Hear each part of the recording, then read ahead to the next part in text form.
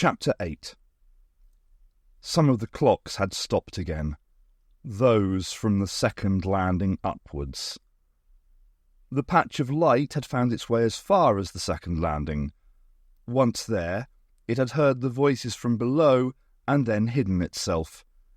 It had moved to a corner of the landing, then slid beneath the drugget rug, which hid its pale, luminous glow. By the time Steel, Sapphire and Rob had reached the second landing, all that seemed wrong were the clocks that had stopped on that particular floor. Steel crossed the landing, opened the cupboard stair door, and looked up into the darkness.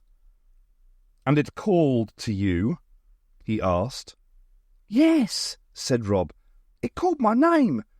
Called me by my first name." Steel moved back from the cupboard stair. He had carried with him one of the small clocks from the kitchen. He glanced at the clock face. It was the correct time, and the clock still worked, even though those on the landing were still. "I thought it was my mother at first," Rob told the businesslike Steel. "It was her voice, I mean. I wouldn't have gone up there if it wasn't her voice, now would I?" "Did you see her?" asked Sapphire. Rob shook his head. "And these soldiers?" Steel moved about the landing, studying the ceiling and the walls. "Did they come out from the attic room?" "No," said Rob.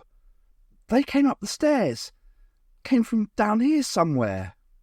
Steel looked at Sapphire. She moved to the cupboard stair, looked at it, then began making what seemed like mental measurements of the landing area. A visual refraction could have been let loose during that first breakthrough, was her first suggestion. Rob stared at her. "Visual refraction? You'd probably call them ghosts." Before Rob could react, Steel had turned to him.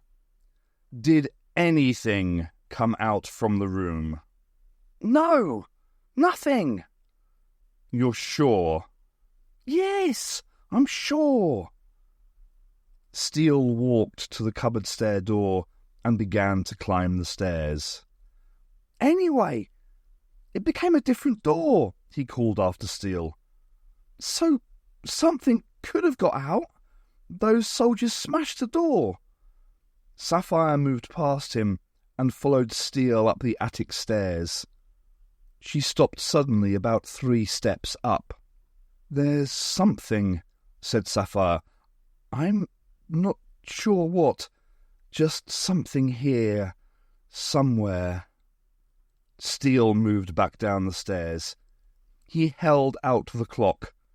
Rob watched him as he moved it around in the air like some kind of Geiger counter. Sapphire waited until Steel had made a careful study of the clock's face. "It's still working?" Steel nodded. "Yes, except that it's lost 10 minutes. "Since we came up these stairs?" "I think so, yes."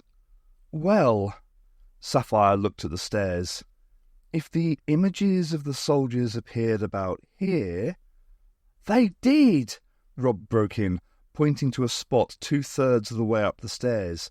"That's where I first saw them." Moving up to the point on the stairs, Sapphire looked back at Steel. "Then that could account for it," she said, indicating the clock. Steel gave a kind of impartial nod, eased past her, and walked on up the stairs.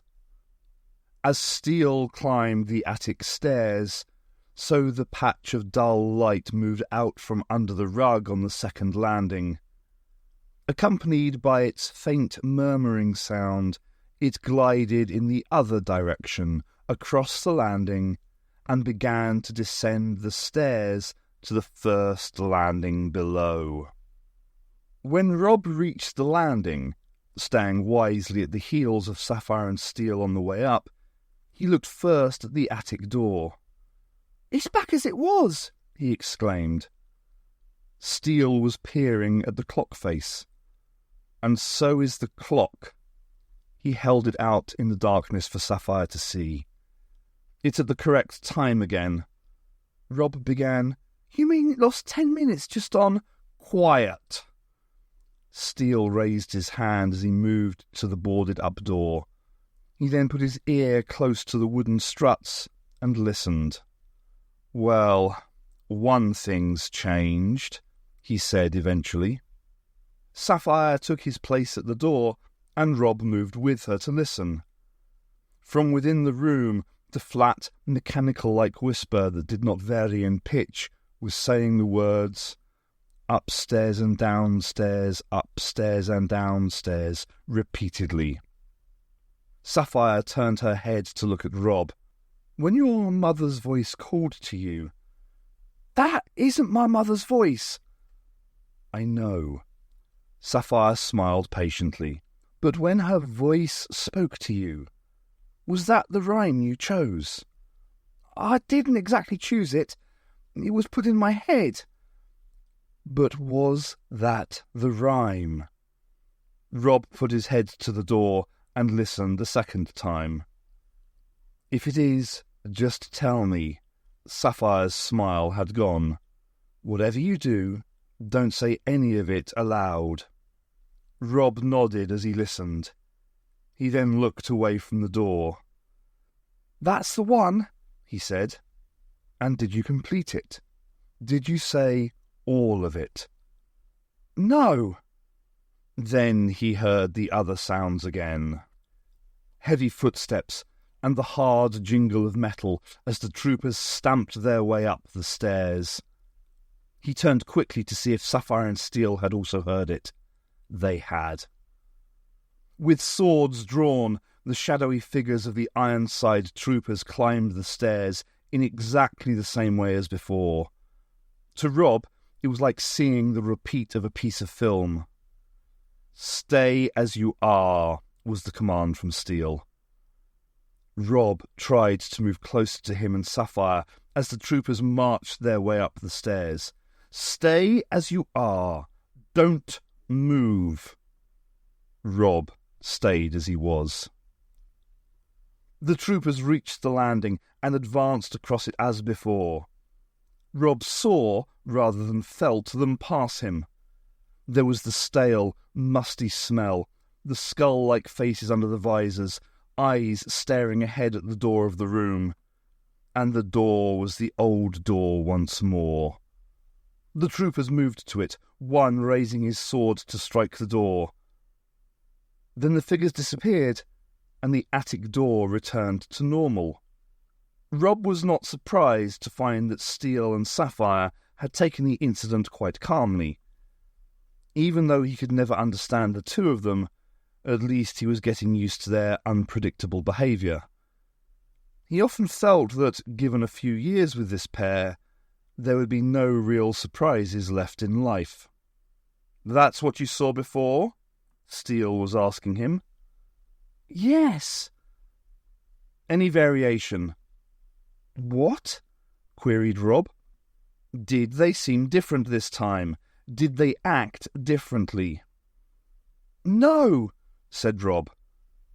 "If he only said a piece of the rhyme," suggested Sapphire, "it could have set off a recurring image." Steel held out the clock for Sapphire to see. "It didn't stop," he said. "It didn't lose time. Those images didn't affect it." "But something did," said Sapphire, as Steel began to descend the stairs, holding the clock out before him. "Yes, something did." Steel reached the place on the stairs where the troopers had first appeared.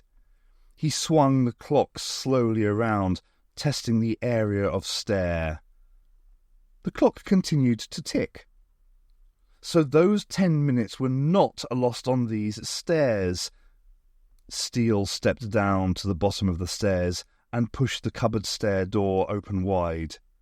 They were lost on this landing.